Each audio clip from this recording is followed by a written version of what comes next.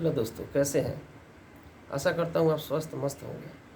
और आज मैं एक ऐसी विषय चुन कर लाया हूँ जिससे मैं अपने बातों को ज़्यादा से ज़्यादा लोगों तक पहुँचा सकूँ। और ये किसी सिस्टम के खिलाफ़ नहीं है और न ही किसी मुद्दे के खिलाफ़ है कि जो अब चल रहा है वो गलत है, जो चल रहा है वो सही है। मैं ऐसा कुछ भी नहीं कर रहा हूँ। लेकिन इस ब्लॉग में बस यही चीज़ बता रहा हूँ कि जो बेसिक फैक्ट है एजुकेशन के लिए, वो चीज़ें कहीं खो रही है। जैसे कि स्कूलों में बच्चे, एजुकेशन के बारे में मैं बात करूंगा। और ये एक ऐसी है कि हर घर में बच्चे होते हैं और वो पढ़ने जाते हैं, लेकिन हमारा ज़रूरत है उस चीज़ को समझने की। तो आशा करता हूँ कि इस बात को आप ध्यान से समझिए और इस पे विचार कीजिएगा और कमेंट में ज़रूर डालिए कि हाँ, हमारा विचार गलत है या हम किसी चीज़ का विरोध कर रहे हैं। ऐसा कुछ भी हो, आप स्वतः हमको जानकारी दीजिए। शिक्षा किसी भी देश का रीढ़ होता है। अगर शिक्षा कमज़ोर हो जाए तो उस देश का विकास संभव नहीं है। ऐसे ही आज मैं अपने देश के कुछ ऐसी शिक्षा में जो कमियां हैं उसके बारे में बता रहा हूँ। मैं एक मेंटर के रूप में भी काम करता हूँ। एजुकेशनल प्रोसेस में मैं ऑलरेडी जुड़ा हुआ हूँ, लेकिन तमाम बातों के बाद भी मैं अपनी बात आपके पास तक पहुँचा रहा हूँ। और ऐसे जो भी शिक्षक हो, चाहे जो भी सिस्टम में जुड़े हुए हैं, सभी के लिए इम्पोर्टेंट है कि हम अपनी शिक्षा को कैसे बेहतर बनाएं। आज शिक्षा बेहतर रहे तो हमारा देश डेवलप्ड देश हो जाएगा और इस बात में कोई कमी नहीं है।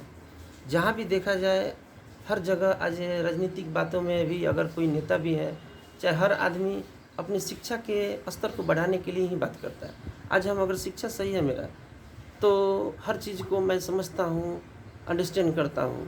लेकिन पॉवर्टी को कम करने के लिए शिक्षा ज़रूरी होता है। शिक्षा को उठाने के लिए एक कुछ मूलभूत ज़रूरी उपायों को समझना होगा।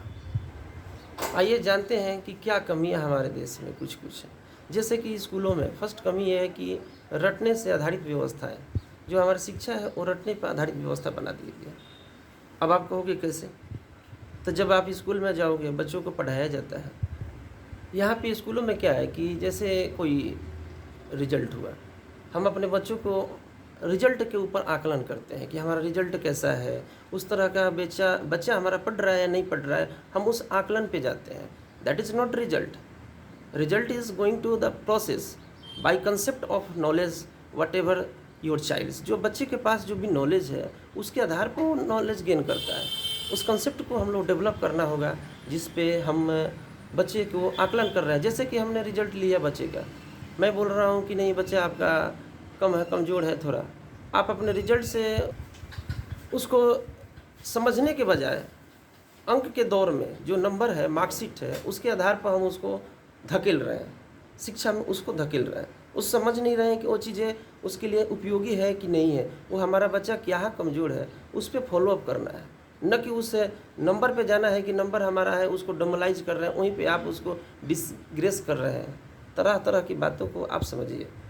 इसमें एक टीचर का ही नहीं, पेरेंट्स का भी भूमिका होता है कि अपने बच्चे को टेक केयर करें, हर तरह से व्यवस्थाएं करें और कंसेप्ट पे समझें कि उसका कंसेप्ट है क्या। दूसरा कमी, प्रैक्टिकल नॉलेज।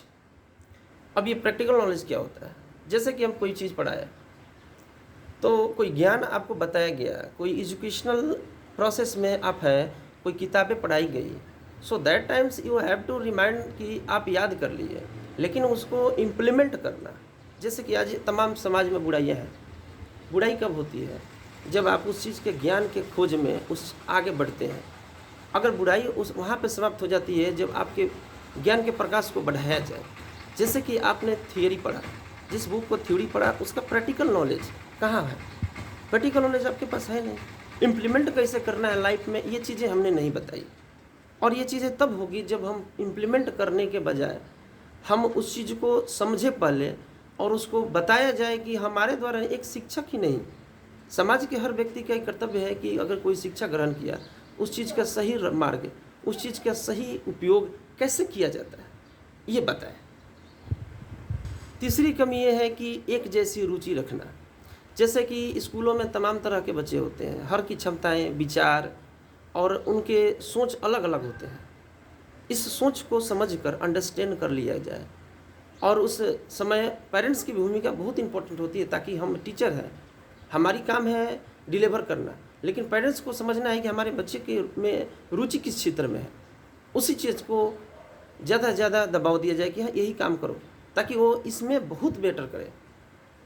गलत चीज़ को रोकने के लिए पेरेंट्स और टीचर्स दोनों का काम है। प्रभावी रूप से हम अपने ग्राउंड, अपने क्लासरूम और सब चीज़ को डिसिप्लिनली मेंटेन करते हैं, लेकिन out of the schools when days off and after that the children is going out the somewhere else view, and उस समय जब आपके साथ घूमते हैं तो उस समय आपको समझना है कि मेरे बच्चे का एक्टिविटी क्या है।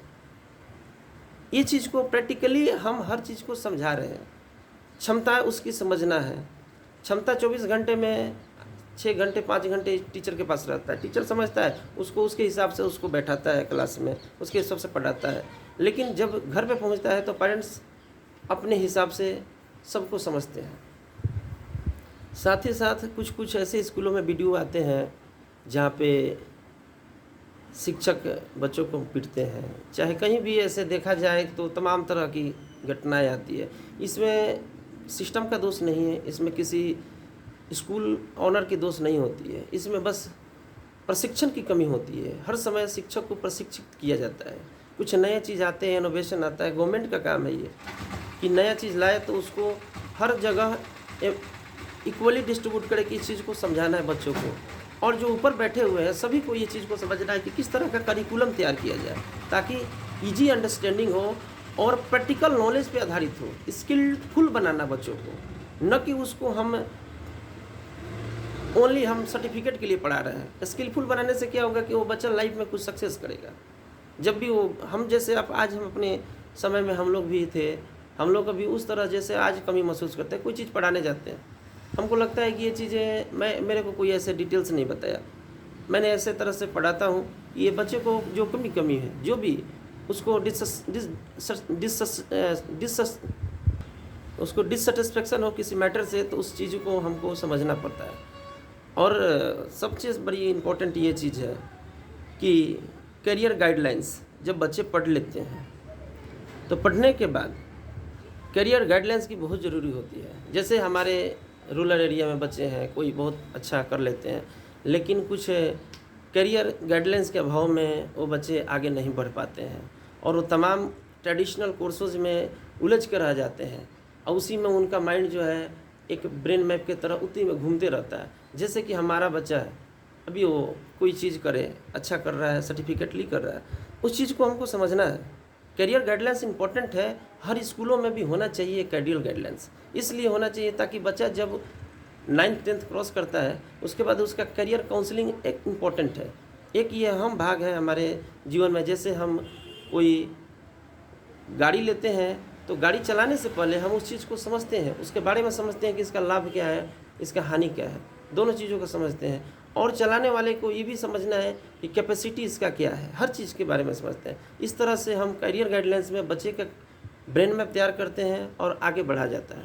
तो ये भी एक शिक्षा से जुड़ा कमी है जो गवर्नमेंट तो करे ही करे और हर स्तर पे इसको होना चाहिए। इसके लिए समाज में हर आदमी मौजूद है और आप लोग इस चीज़ को समझो। बारीकी चीज़ है ये। हम आज तक हम लोग ये क्या है ना कि नॉर्मली इस चीज़ पे समझते नहीं है। नॉर्मली हम हर चीज़ पे बातें करते हैं, बातें तो करते हैं लेकिन इस चीज़ पे अमल नहीं कर पाते हैं। हम ज्ञान देखते हैं, यूट्यूब पे मैंने देखा, इंस्टाग्राम पे आपने देखो, बहुत से ज्ञान ऐसे हैं जो अच्छे आते हैं, कोट्स आते हैं। This line is very important for our life, it's begin from here and so many quotes are written on the wallpaper of screens.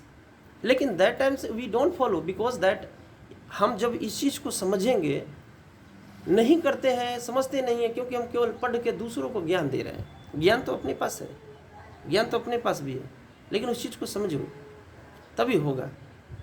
और धन्यवाद आप सभी का, आप इसको देखकर समय से जुड़े और आपका उम्मीद करता हूँ कि आप कमेंट जरूर करोगे।